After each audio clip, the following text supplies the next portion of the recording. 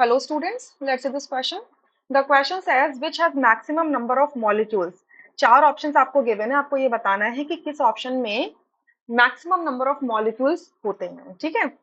So there is a formula, यहाँ पर आप देख रहे हो कि ईच ऑप्शन के अंदर मास दिया हुआ है कि N2 7 ग्राम लिया है आपने, H2 2 ग्राम लिया है, in that way.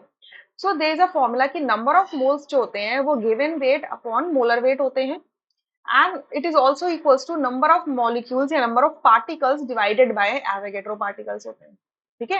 n represent number of particles. अब particles कुछ भी हो सकते हैं, atoms और molecules, ions, electron, proton, neutron, anything it can be, ठीक है। तो मैं particles बोलती हूँ। so, मुझे बताना है कि किसमें मैक्सिमम नंबर ऑफ मॉलिक्यूल्स है, यानी कि पार्टिकल्स। तो n की वैल्यू निकालनी है तो मैं इन दोनों को रिलेट कर सकती हूँ।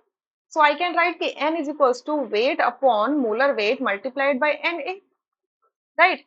अच्छा, तो एक एक करके देखते हैं। पहले ऑप्शन के अंदर मैं अगर n की वैल्यू निकालती हूँ तो वेट है 7, same formula I am going to use.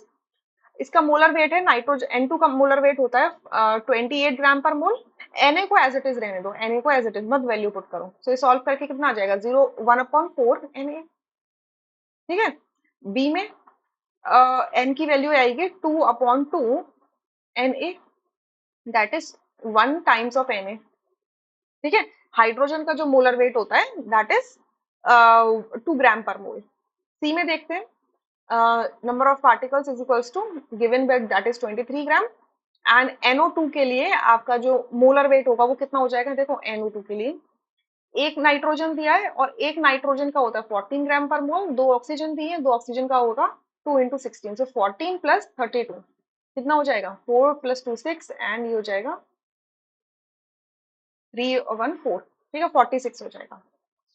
46 ये इस तरीके से इसको सॉल्व करोगे तो 1/2 Na, एंड डी के अंदर आप चेक करोगे सो इट इज 16 दो ऑक्सीजन का मतलब O2 का जो मोलर वेट होता है दैट इज 32 ग्राम पर मोल। सो इसको सॉल्व करोगे तो ये आएगा 1/2 Na।